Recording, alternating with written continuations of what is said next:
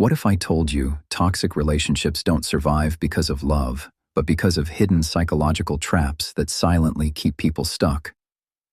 What I'm about to share might make you uncomfortable because you'll probably recognize these patterns in yourself or someone you love. But understanding these psychological traps is the first step to breaking free from them. Let's start with something called trauma bonding. This isn't just staying with someone because you love them. It's your brain literally becoming addicted to the cycle of abuse and reconciliation. When your partner hurts you emotionally or physically, your stress hormones spike. Then, when they apologize or show affection, your brain floods with relief chemicals like dopamine and oxytocin. This creates the same neurochemical pattern as drug addiction. Your brain starts craving those intense highs that come after the lows, making the relationship feel more passionate and meaningful than healthy, stable connections. It's why people often describe toxic relationships as the most intense love they've ever experienced. But there's something even more insidious happening beneath the surface. Many people who stay in toxic relationships are actually recreating familiar patterns from their childhood. If you grew up with unpredictable parents, constant criticism, or emotional neglect, dysfunctional relationships can feel like home. Your unconscious mind interprets familiar patterns as safe, even when they're harmful. So when a healthy person treats you with consistent kindness and respect, it can feel boring or even suspicious. Your brain whispers that something must be wrong because it's too easy, too stable. This is where attachment theory comes into play. People with anxious attachment styles often believe they need to earn love through suffering or perfection. They view their partner's criticism or emotional distance as proof that they need to try harder, not as red flags to leave.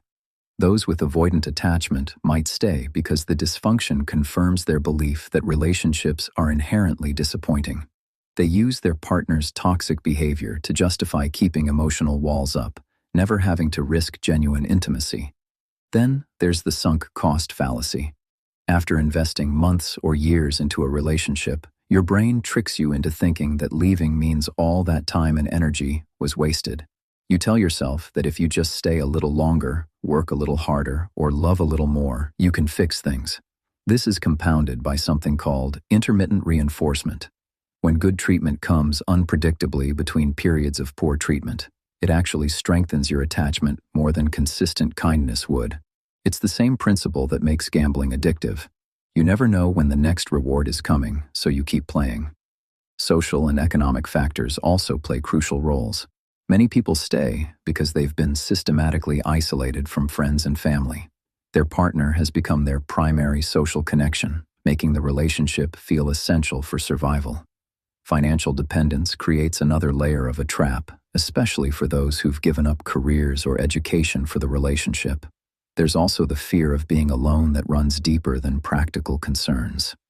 Some people would rather endure known suffering than face unknown solitude.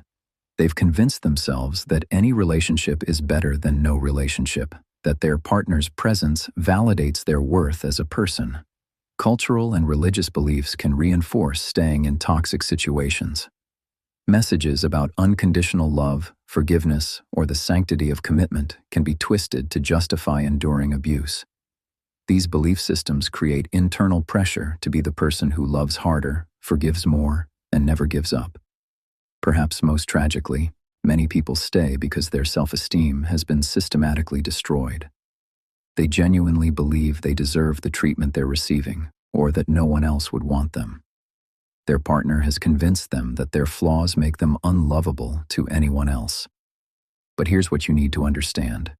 Recognizing these patterns doesn't make you weak or stupid.